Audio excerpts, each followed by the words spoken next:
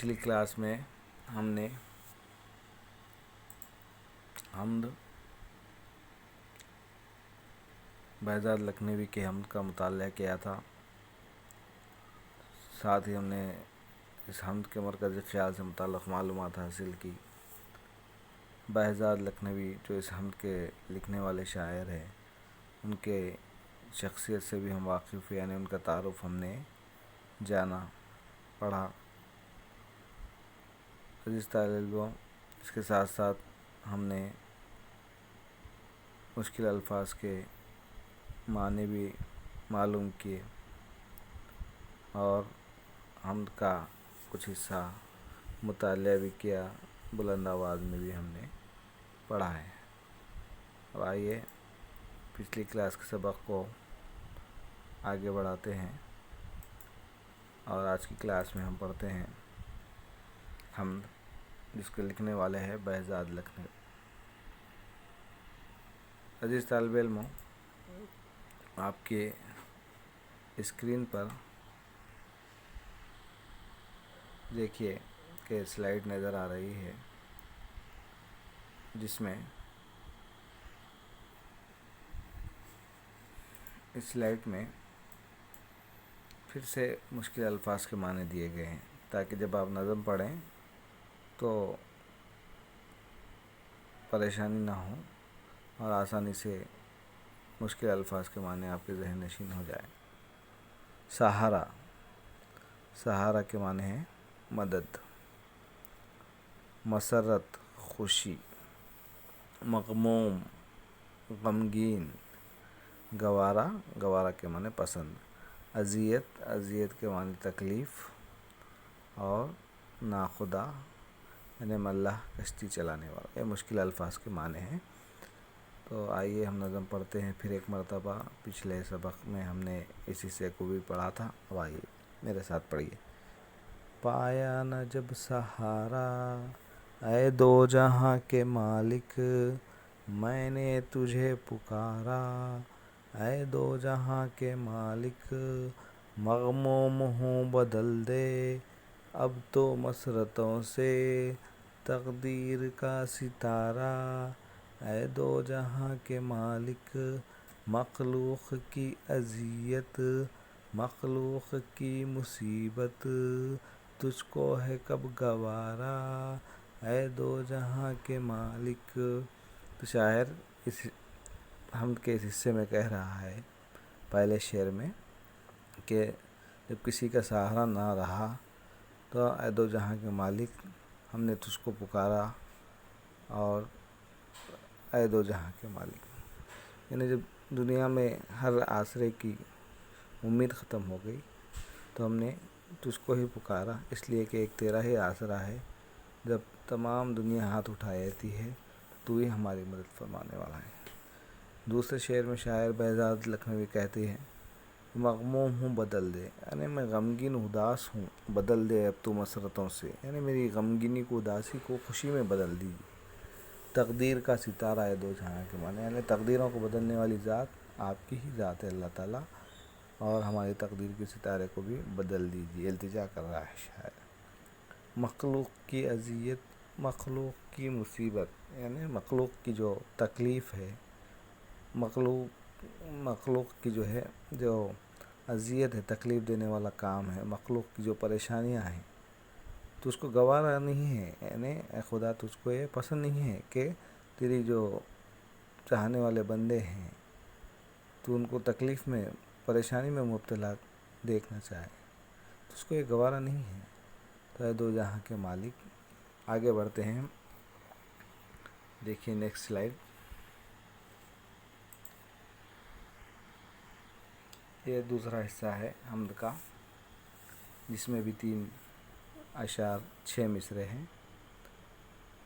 گر دور ناخدا ہے شامل تیری عطا ہے، ہر موج ہے کنارہ اے دو جہاں کے مالک.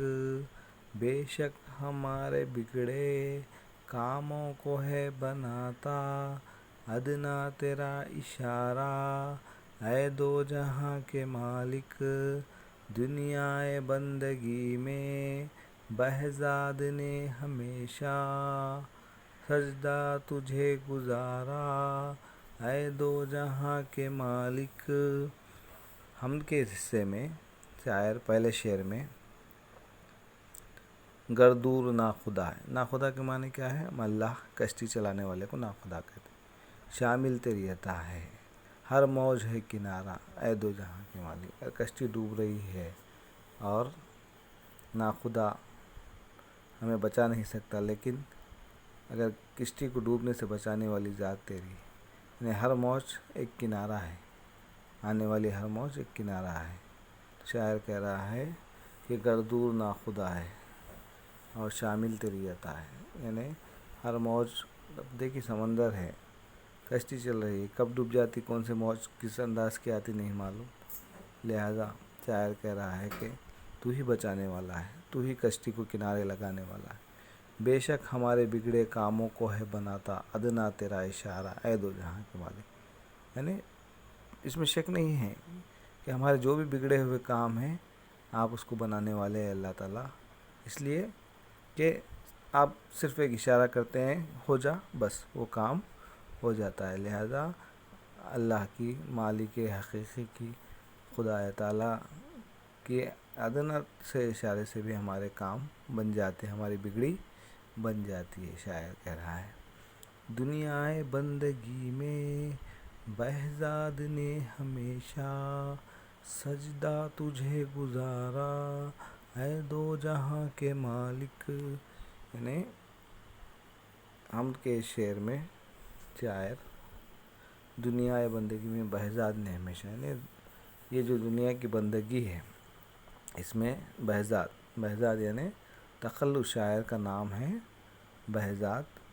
تو حمد کے آخری شعر میں شاعر اپنا، اس کو مقطع کہتے ہیں، آخری جو حمد غزل کے جو آخری شعر ہوتا ہے جس میں شاعر اپنا تخلص استعمال کرتا ہے اس کو مقطع کہتے ہیں۔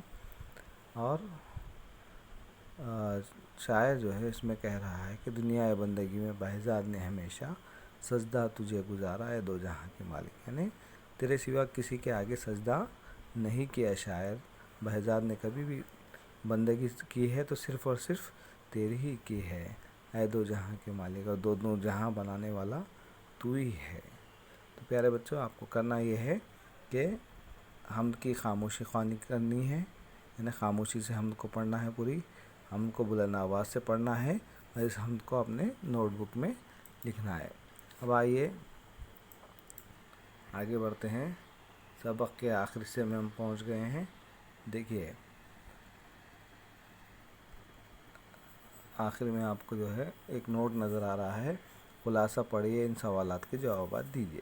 پہلے ہم کیا کرتے ہیں، خلاصہ پڑھتے ہیں، اس کے بعد سوالات پڑھیں گے۔ خلاصہ کسے کہتے ہیں؟ انگلش میں کہتے ہیں سمری، یعنی جو حمد پیش کی گئی ہے اس کا مقصد کیا ہے، اس کے اندر کون سی باتیں بیان کی گئی ہے۔